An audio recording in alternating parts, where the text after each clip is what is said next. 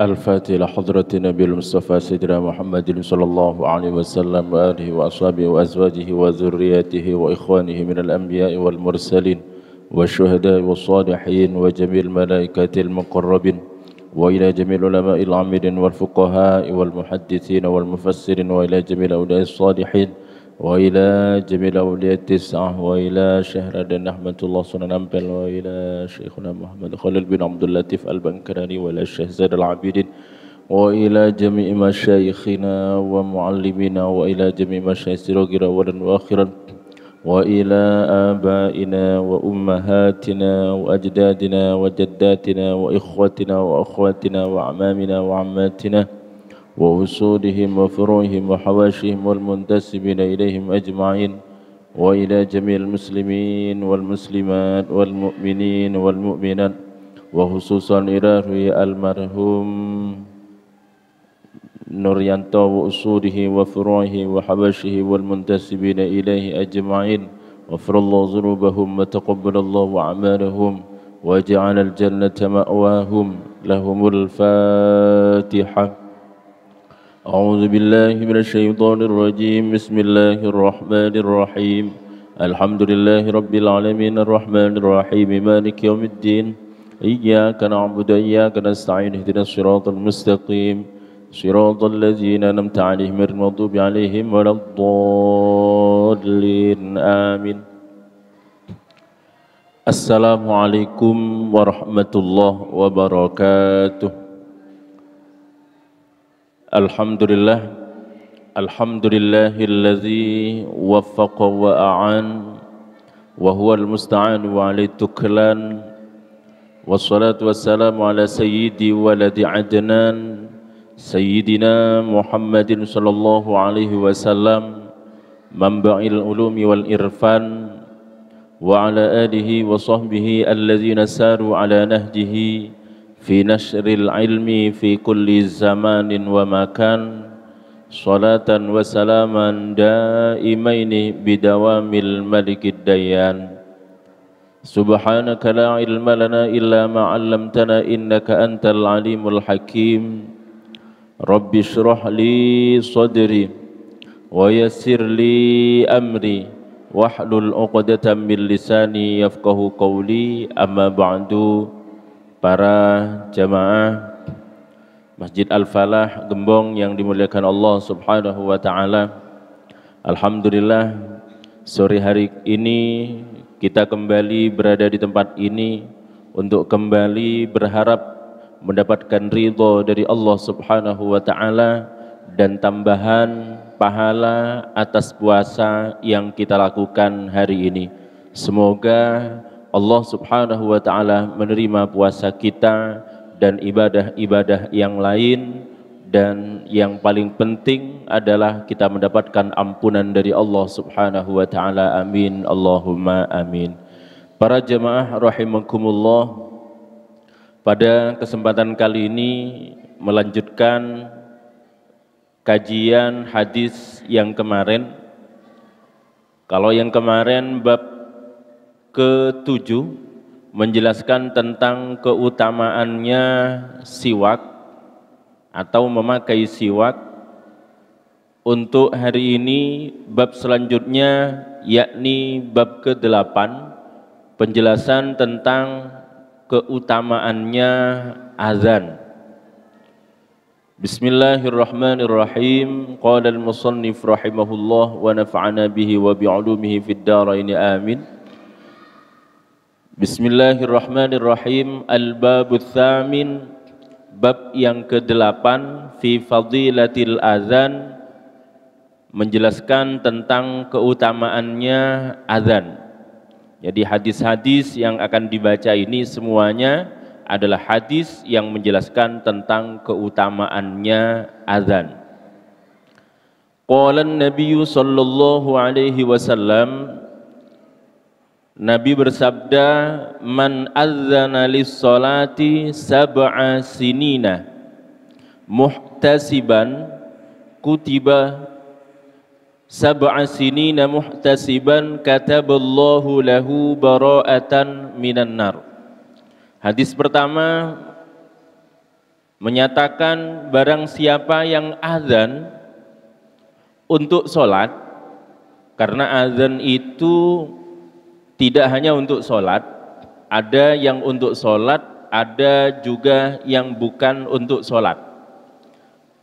Azan yang bukan untuk sholat diantaranya adalah azan ketika anak baru lahir, maka diazani. Ada azan juga dikumandangkan karena orang yang marahnya tidak selesai-selesai, baik orang lain atau istri atau suami, ketika marahnya tidak selesai-selesai maka juga dianjurkan untuk azan. Dan banyak lagi azan-azan yang disunnahkan bukan untuk sholat. Di hadis pertama ini menyatakan barang siapa yang azan, yang melaksanakan azan, melantunkan azan, mengumandangkan azan untuk sholat sab'a sinina, selama 7 tahun, muhtasiban, dengan berharap dia mendapatkan pahala dari Allah tanpa ada bayaran, tanpa ada ongkos, maka kataballahu lahu bara'atan minan nar, maka Allah akan menulis baginya dia akan terbebas dari api neraka.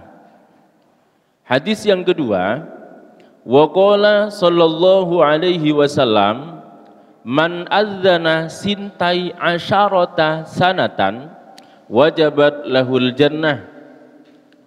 Barang siapa yang azan selama 12 tahun, maka dia wajib untuk masuk surga.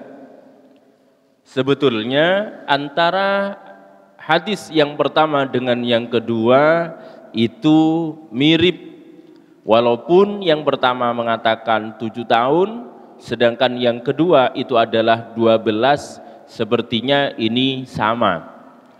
Yang di awal pakai bahasa 7 tahun. 7 tahun itu 10% dari umur kebiasaan umat Rasulullah Shallallahu Alaihi Wasallam. Biasanya antara 60, 70 sampai 80. Anggap 70. Kemudian dari 70 itu 10%-nya itu adalah 7 tahun. Ya, 7 tahun. Sedangkan hadis yang kedua mengatakan 12 tahun. 12 tahun itu 10% dari 120 tahun. Nah, yang disampaikan untuk yang di hadis kedua itu bukan umur ghalib, tetapi umur maksimal. Rata-rata maksimal umat Rasulullah itu adalah 120 tahun. Paling mentok itu, lebih dari itu jarang.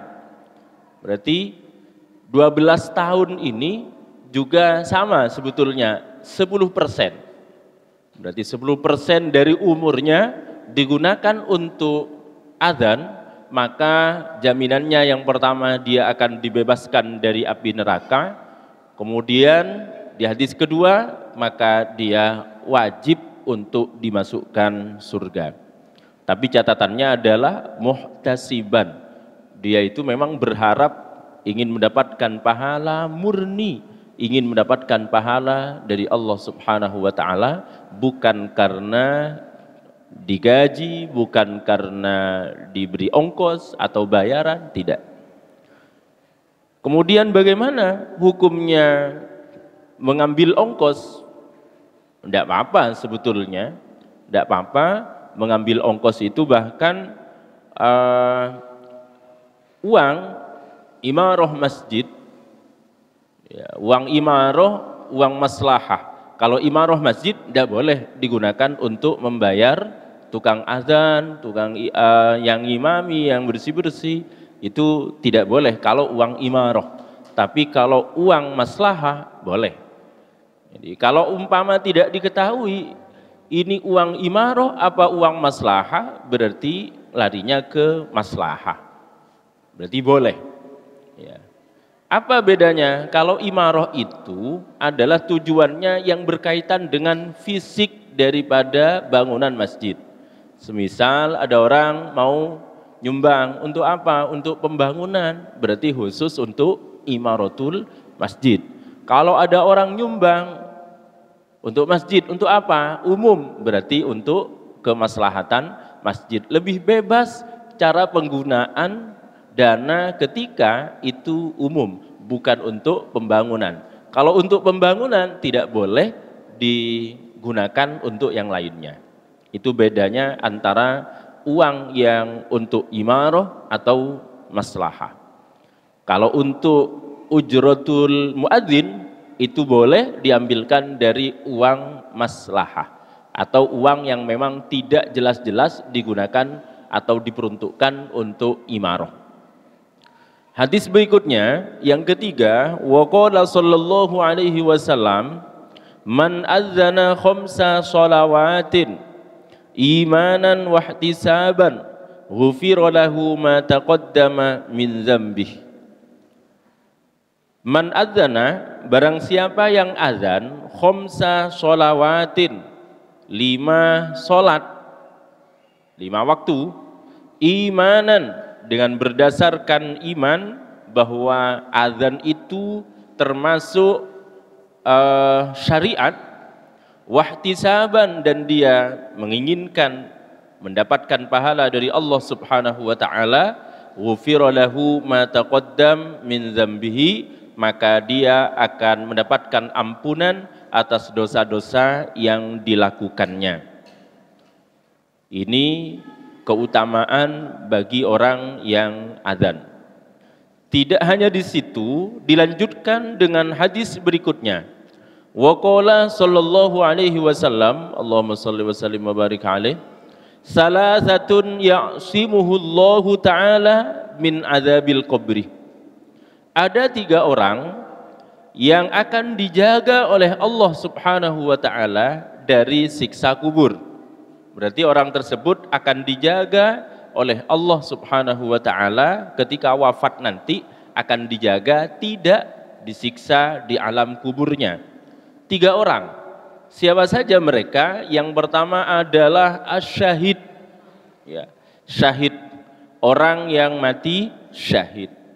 Yang syahid ini memang ada syahid akhirat, ada syahid dunia akhirat, ya, dunia dan akhirat. Untuk syahid akhirat itu juga masuk sebetulnya pada pengertian hadis tersebut, ya, masuk, termasuk orang-orang yang akan dijaga oleh Allah nanti kalau wafat tidak akan disiksa di alam kuburnya, yakni orang yang meninggal dalam keadaan syahid, termasuk orang yang meninggal syahidul akhirah. Contohnya, kaman kutila zulman, seperti orang yang meninggalnya memang karena dizolimi, semisal dibunuh, ya, termasuk syahid akhirat. Wanita yang meninggal dalam keadaan melahirkan, dalam keadaan hamil, itu juga syahid akhirat. Walau bihasabil hay'ah. Atau contoh yang lain, orang yang meninggal dalam keadaan sakit perut, termasuk sakit liver dan lain-lain, itu termasuk syahid akhirat. Wa man mata fi talabil ilmi walau ala firashihi, orang yang mati dalam mencari ilmu walaupun matinya tidak harus duduk di tempat majelis ilmu, tidak. Walaupun umpama meninggal di rumahnya, asalkan statusnya adalah untuk terus mencari ilmu, maka masuk kepada syahid akhirat. Wa man mata fi talabil ilmi walau ala firashihi.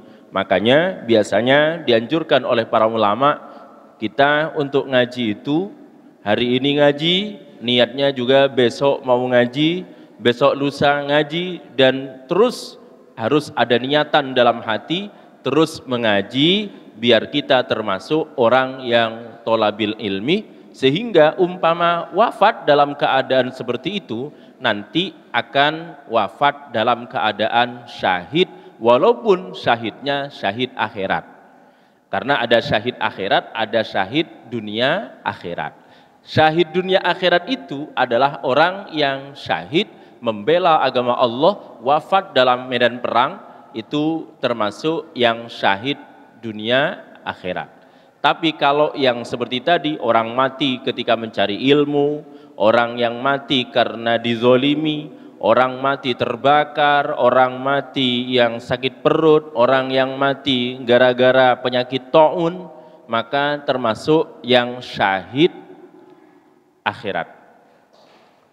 Dan juga selain orang yang mati syahid, wafat dalam keadaan syahid, yang akan dijaga dari siksa kubur yang kedua adalah wal muadzin. Nah ini orang yang statusnya adalah tukang azan, nanti kalau mati akan dijaga oleh Allah dari siksa neraka. Itu enaknya orang yang azan. Wal mutawaffa yaumal jum'ati wa lailatal jum'ah, dan orang yang wafat di hari Jumat dan malam Jumat. Nah ini sudah masyhur di kalangan kita. Biasanya kita mengatakan bagus orang itu meninggalnya. Kenapa hari Jumat? Bagus orang itu enak. Kenapa meninggalnya pas malam Jumat? Karena berdasarkan hadis ini diantaranya. Ada 3 orang yang akan dijaga oleh Allah Subhanahu wa Ta'ala, akan dijaga dari siksa neraka, dari siksa kubur, ya, dari siksa kubur. Diantaranya adalah wal mutawaffa yaumal jum'ah wa lailatal jum'ah, orang yang wafat di hari Jumat dan juga malam Jumat. Sama. Ada catatan yang terkait dengan orang yang meninggal di hari Jumat. Menurut sebagian ulama, man mata minal mu'minina yaumal jum'ah aw lailatah in udziba kana adzabuhu sa'atan wahidah thumma yanqati wa la ya'ud ila yaumil qiyamati wa kadzalika dawdatul qabri wallahu a'lam. Menurut sebagian ulama, orang yang meninggal di hari Jumat atau malam Jumat, walaupun nanti umpama dia mendapatkan siksaan di kuburan atau di alam kubur, maka siksaannya itu tidak banyak, siksaannya sebentar. Setelah itu selesai dan tidak akan disiksa lagi sampai hari kiamat. Walaupun umpama ada siksaan, tetap ada, cuma siksaannya sebentar. Setelah itu selesai, tidak ada siksaan lagi sampai hari kiamat, tidak ada. Termasuk himpitan kuburan, karena kalau umpama kita lihat dalam kitab Is'adur Rafiq, bahwa orang yang meninggal semuanya akan dihimpit oleh bumi, akan dihimpit oleh kuburannya. Cuma himpitan itu, dekapan itu berbeda-beda, tergantung yang meninggal, tergantung mayitnya. Kalau mayitnya itu adalah mayit yang bagus, mayit yang baik, maka himpitannya itu seperti dekapan seorang ibu kepada anaknya yang lama tidak ketemu, kerong, ya, didekap dengan dekapan yang hangat. Tapi ketika orang yang meninggal itu termasuk orang-orang yang banyak dosa, orang-orang yang tidak baik, maka himpitannya bukan seperti ibu, tetapi himpitannya seperti orang yang lagi marah, ya, didekap dengan marah, sehingga hatta ikhtalafat atla'uhu, sampai anggota-anggota badannya itu kemana-mana, berserakan kemana-mana, ya, bukan karena rindu tetapi karena marah. Itulah nanti salah satu azab yang ada di kuburan kepada orang-orang yang banyak dosa. Jadi diulang, Ada 3 orang yang nanti ketika meninggal akan dijaga oleh Allah dari azab kubur. 1 syahid, 2 orang yang azan, dan yang ketiga orang yang wafat di hari Jumat dan malam Jumat. Semoga saja kita meninggalnya nanti atau kapan-kapan adalah malam Jumat atau hari Jumat. Dan yang paling penting adalah husnul khotimah. Amin, Allahumma amin. Wa qala sallallahu alaihi wasallam, law ya'lamun nasu fin nida'i was-saffil awal thumma lam yajidu illa ayyastahimmu alaihi lastahammu walau ya'lamuna ma fit tahjir lastabaqu ilaihi. Ini panjang. Law ya'lamun nas fin nida', andaikan orang itu tahu keutamaan dalam adzan, orang adzan itu seperti apa pahalanya, wasoffil awal, dan sof pertama ketika sholat berjamaah, summa lam yajidu illa ayyastahimmu alaih, kemudian mereka tidak menemukan tempat kecuali nanti mereka harus berebut, lastahammu, maka niscaya mereka akan rebutan untuk berada di sof awal untuk melaksanakan atau mengumandangkan azan. Kenapa orang kadang kok tidak mau untuk azan? Karena tidak tahu keutamaannya azan. Andaikan tahu, maka insya Allah maka mereka akan rebutan. Siapa yang akan azan itu akan rebutan.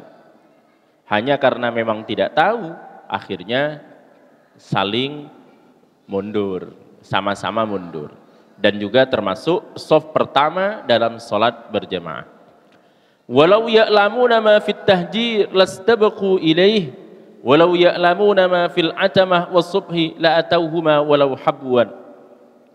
Andaikan orang-orang itu tahu apa yang akan diberikan oleh Allah kepada mereka yang datang lebih awal untuk melaksanakan sholat, termasuk sholat isya, sholat subuh, andaikan mereka tahu, la atauhuma walau habwan, maka niscaya mereka akan mendatangi sholat isya, sholat subuh, walaupun dalam keadaan merangkak.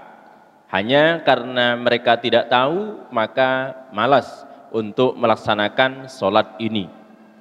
Sholat subuh terutama, sholat isya, termasuk sholat yang paling sulit dilakukan dan paling berat dilakukan oleh orang-orang munafik, termasuk sholat isya dan sholat subuh. Hanya tidak biasa saja sebetulnya. Kalau umpama kita terbiasa berjamaah sholat subuh, 1 kali, 2 kali, insya Allah merasa nyaman dengan itu dan insya Allah akan istiqomah. Ketika kita tidak bisa melaksanakan sholat subuh, sholat isya berjamaah, berarti itu faktornya diantaranya adalah faktor karena kita banyak dosa. Karena banyak dosa, makanya kita sulit untuk bangun subuh, apalagi sampai berjamaah. Wa qala sallallahu alaihi wasallam, man sami'an nidaa faqabbala ibhamaihi fawada'a ala yaminihi wa qala marhaban bi dzikrillahi ta'ala qurrata a'yunina bika ya Rasulullah fa ana syafi'uhu yaumal qiyamah wa qaiduhu ilal jannah.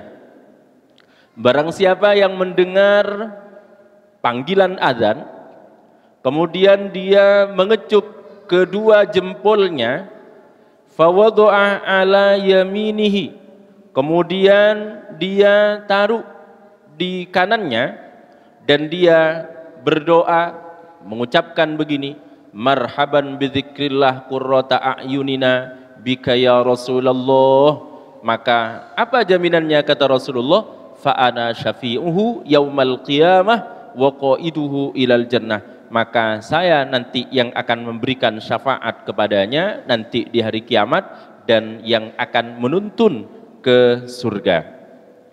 Wa qala sallallahu alaihi wasallam, hadis berikutnya, Rasulullah Shallallahu Alaihi Wasallam bersabda, "Idza kana waktul adzan, futihat abwabus sama, wastujibat du'a." Apabila adzan sudah dikumandangkan, maka futihat abwabus sama, pintu-pintu langit akan dibuka, wastujibat du'a, dan doa akan dikabulkan. Wa idza kana waktul iqamah, dan ketika sudah datang waktunya iqamah, lam turadda da'watu, maka doanya tidak akan ditolak. Jadi dari hadis ini, kalau sudah waktunya adzan, ya, pintu-pintu langit dibuka sampai nanti selesai iqamah. Makanya kita dianjurkan bainal adzan wal iqamah itu untuk banyak berdoa. Kenapa? Termasuk waktu yang mustajabah untuk berdoa, diantaranya adalah bainal adzan wal iqamah. Kita sering atau sudah biasa setelah adzan doa dipimpin pakai mic. Kita umpama mau doa sendiri, monggo, ndak apa-apa, boleh. Kita punya hajat apa disampaikan, karena waktu di antara adzan dan iqamah itu adalah waktu yang sangat mustajabah, sehingga kita dianjurkan untuk banyak berdoa. Berikutnya, waqala sallallahu alaihi wasallam, man qala indal adzani marhaban bil qailina adlan, marhaban bis salawati wa ahla, kataballahu ta'ala lahu alfa hasanatin wa maha anhu alfa sayyiatin wa rafa'a lahu alfa darajatin. Barang siapa yang mengucapkan marhaban bil qailina adlan, marhaban bis salawati wa ahlan, mengucapkan begitu ketika adzan, maka Allah akan menulis baginya 1000 kebaikan, dan Allah akan menghapus 1000 kejelekan yang pernah ia lakukan, dan Allah akan mengangkat baginya 1000 derajat gara-gara mengucapkan doa yang tadi itu. Marhaban bil qailina adlan, marhaban bis salawati wa ahlan. Sedikit, hanya tidak biasa kita untuk membacanya, padahal sedikit, pahalanya banyak. Wa qala sallallahu alaihi wasallam, man sami'al adzana wa lam yaqul mithla ma qala al muadzin fa innahu yumna'u minas sujudi yaumal qiyamati idza sajadal muadzinun. Dari awal tadi tentang keutamaan-keutamaan. Ternyata di hadis yang ini justru ancaman, ya, ancaman. Atau kalau umpama dibalik, keutamaan orang menjawab orang yang adzan. Kalau tidak jawab, maka khawatir masuk kepada ini. Man sami'al adzan, barang siapa yang mendengarkan adzan, walam yaqul mislama qalal muadzin, dia tidak mengucapkan seperti apa yang diucapkan oleh orang yang adzan. Gampangannya tidak jawab. Orangnya adzan Allahu Akbar, Allahu Akbar, tidak jawab. Sampai la ilaha illallah, tidak jawab begitu, tidak jawab belas. Apa ancamannya? Fa innahu yumna'u minas sujud yaumal qiyamah idza sajadal muadzinun. Maka nanti di akhirat, di hari kiamat, ketika banyak orang-orang yang sujud, tukang-tukang adzan itu sujud semuanya kepada Allah, dia tidak boleh untuk sujud, tidak boleh ikut-ikutan sujud. Ya kan, merasa aneh, yang lain semuanya sujud, kita saja yang tidak sujud, kan aneh. Padahal pada saat itu ciri-ciri orang yang selamat itu adalah orang yang sujud kepada Allah. Ternyata kita mau ikut-ikutan sujud, tidak boleh. Kenapa kok tidak boleh? Karena kita ketika mendengar orang yang adzan itu justru kok tidak jawab adzan. Padahal jawab adzan itu ada yang mengatakan sunnah, ada yang mengatakan wajib. Orang yang mengucapkan azan, umpama Allahu Akbar, kita jawab Allahu Akbar, kecuali ketika hayya 'alas shalah atau hayya 'alal falah, maka jawaban kita tidak seperti yang disampaikan oleh tukang adzan, tetapi jawabannya adalah la haula wala quwata illa billah. Ya. Jawabannya hayya 'alas shalah, hayya 'alal falah adalah la haula wala quwata illa billah. Kenapa kok tidak sama? Kalau Allahu Akbar itu jawabannya adalah Allahu Akbar, sama. Sampai la ilaha illallah jawaban kita sama. Hanya ketika hayya 'alas shalah kok kita jawabnya kok tidak hayya 'alas shalah juga. Kenapa? Di antara alasannya adalah hayya 'alas shalah itu adalah ajakan kepada kita, ajakan untuk sholat. Kalau kita diajak untuk sholat, kemudian kita meniru ajakan itu, hayya 'alas shalah, kita diajak sholat, kita ngajak lagi, ngajak orang yang lain, hayya 'alas shalah. Maka yang ngepas itu adalah la haula wala quwata illa billah. Kita mengiyakan, tapi apa yang kita lakukan itu tergantung atas pertolongan dari Allah, sehingga jawabannya adalah la haula wala quwata illa billah.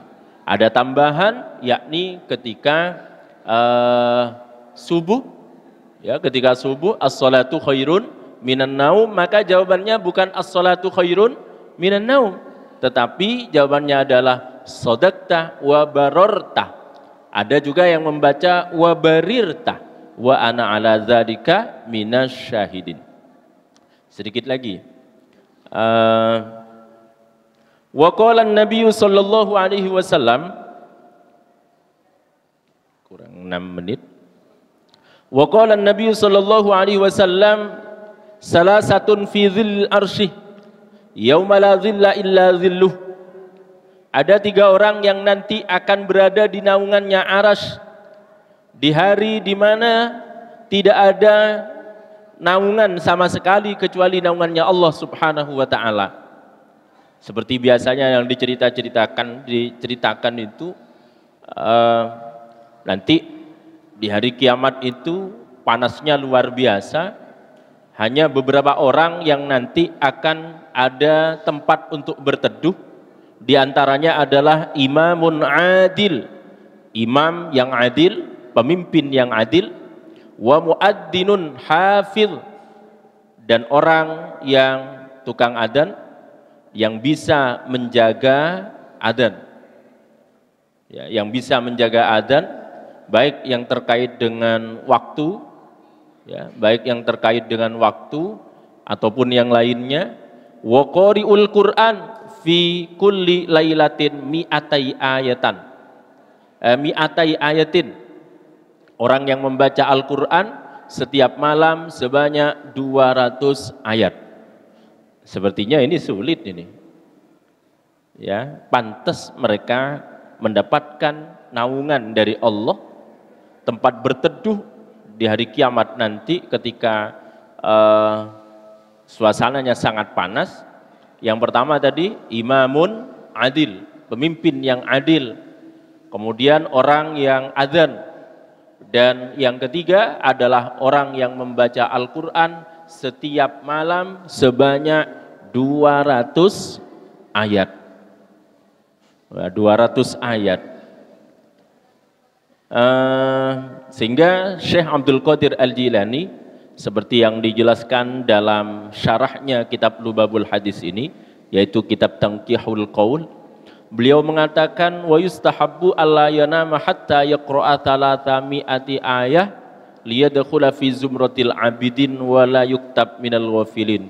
Waduh, ini tambah banyak, malah bukan 200 ayat, malah 300 ayat. Kita tiap malam berapa ayat? Selain Ramadan bisa tidak ada, ya, bisa tidak ada sama sekali. Bahkan makanya setidaknya kalau umpama kita tidak bisa untuk mengikuti yang 200 ayat seperti yang disampaikan atau 300 ayat seperti yang dianjurkan oleh Syekh Abdul Qadir Al-Jilani itu, setidaknya kita membaca surat Al-Ikhlas tiap malam. Paling enak surat Al-Ikhlas 3 kali, berarti pahalanya sama dengan menghatamkan Al-Quran. Karena surat Al-Ikhlas itu sulusul Quran, sepertiga Al-Quran. Ketika dibaca 3 kali, berarti pahalanya sama dengan menghatamkan Al-Quran. Sehingga salah satu pesan Rasulullah kepada Sayyidah Aisyah diantaranya adalah jangan tidur sebelum menghatamkan Al-Quran. Jangan tidur sebelum menghatamkan Al-Quran. Sehingga sempat Sayyidah Aisyah itu kaget, ya apa, mau tidur kok suruh menghatamkan Al-Quran?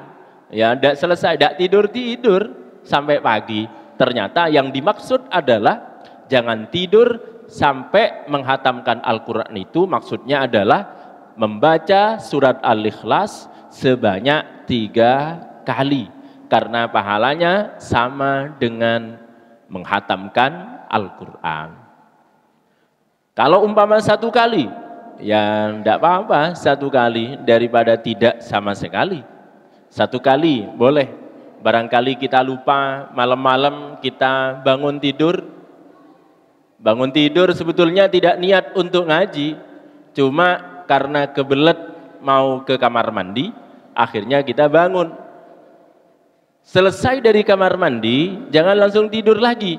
Tetapi usahakan membaca surat Al-Ikhlas. Kan harus wudhu? Tidak harus.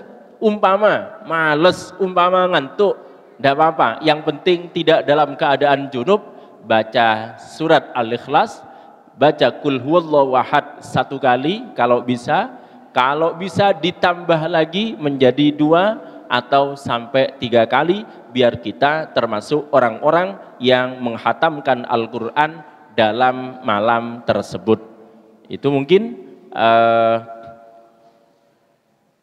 waktunya cukup, ya. Dari beberapa hadis yang disampaikan, mulai dari hadis pertama sampai hadis yang barusan, semuanya adalah menjelaskan tentang keutamaannya adzan. Dianjurkan untuk adzan. Tapi kalau umpama yang sudah adzan itu sudah ditunjuk, maka tidak usah rebutan adzan. Jangan-jangan nanti setelah ada keutamaan adzan langsung antri yang mau adzan. Jangan. Kalau sudah ada yang adzan, sudahlah kita nanti yang bagian jawab saja. Jangan sampai kita yang mau adzan rebutan, tapi ketika disuruh jawab tidak jawab. Maka biar kita mendapatkan pahala yang banyak juga, ketika ada yang sudah adzan kita yang jawab, begitu. Kemudian usahakan tadi kalau ada yang adzan kita jawab itu, karena khawatir nanti kita tidak diperbolehkan sujud di hari kiamat, padahal yang lain semuanya sudah sujud. Mungkin itu, semoga kita termasuk orang-orang yang diberi kemudahan oleh Allah Subhanahu wa taala untuk bisa menjawab azan dan juga melaksanakan kewajiban kita atas mewajibkan bisa melaksanakan kewajiban kita untuk sholat melalui panggilan azan. Amin Allahumma amin. Semoga bermanfaat. Hadanallahu wa iyyakum ajmain. Assalamualaikum warahmatullahi wabarakatuh.